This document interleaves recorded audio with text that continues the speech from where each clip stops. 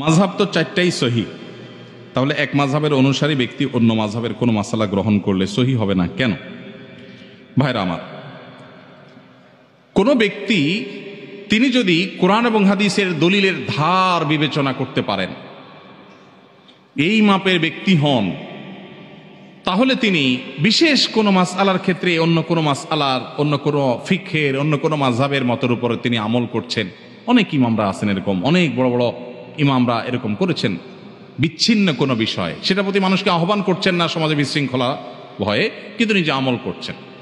কিন্তু সাধারণ মানুষ যদি এভাবে বেছে বেছে আমল করার রাস্তা গ্রহণ করে নেয়, তখন সে একটা পর্যায়ে প্রবৃত্তির পূজারি হয়ে যাবে, নফসের তাড়নায় সে সুবিধা অনুযায়ী চলবে।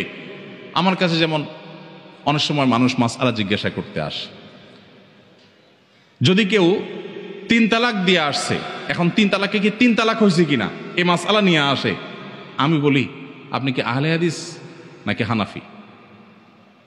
আহলে হাদিস যদি হন তাহলে মাসালা আপনার একরকম, হানাফি হলে আপনার মাসালা আরেক রকম।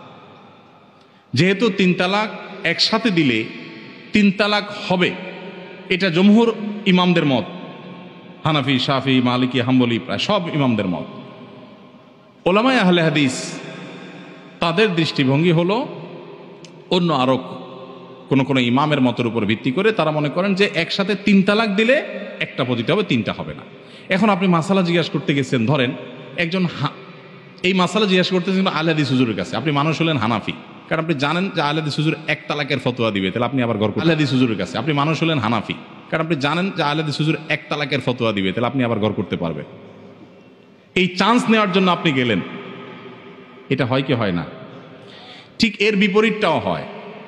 আহলে হাদিস ফ্যামিলির ছেলে মেয়ে হাতে হাত ধরে পালায় বিয়ে করছে, মেয়ের বাবার পারমিশন নাই, খোঁজ খবর নাই, চুরি করে বিয়ে করছে।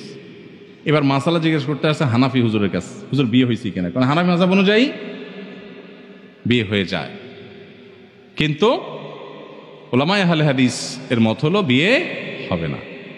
তো এইভাবে মানুষ সুবিধা অনুযায়ী মাসআলা নেওয়া শুরু করলে তখন কোরআন হাদিসের অনুসরণ হবে না, নফসের পূজা হবে।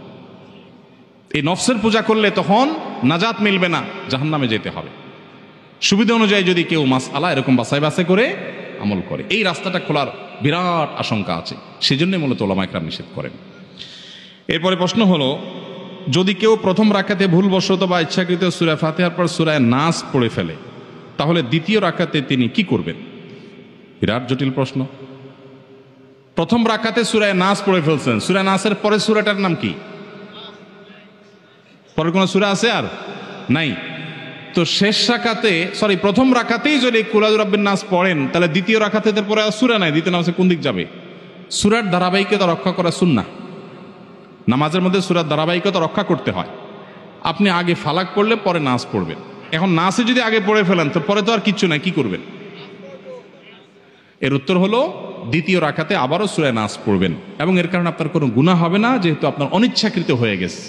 কিন্তু ইচ্ছাকৃতভাবে যদি এই কাজ করেন তাহলে মাকরুহ হবে, তাও নামাজ হয়ে যাবে, নামাজটা ত্রুটিপূর্ণ হবে, নামাজটা একটা ত্রুটিযুক্ত হয়ে গেল, মাকরুহ হয়ে গেল। অতএব যদি কেউ প্রথম রাকাতে কোনো কারণে সূরা নাস পড়ে ফেলেন, দ্বিতীয় রাকাতে আবার তিনি সূরা নাস পড়বেন। যদি সূরা নাস না পড়ে এদিককার কোনো সূরা পড়েন, সূরা ফালাক বা অন্য কোনোটা, তাতেও নামাজ হয়ে যাবে, নামাজ হবে না, ব্যাপারটা সেরকম না। কিন্তু ধারাবাহিকতা মেনটেন করে নামাজ পড়াটা উচিত এবং কর্তব্য, সুন্নাহ, সেটা লক্ষ্য করে করতে হবে। ইচ্ছার বাইরে হয়ে গেছে, অজান্তে হয়ে গেছে, সেটা ভিন্ন বিষয়।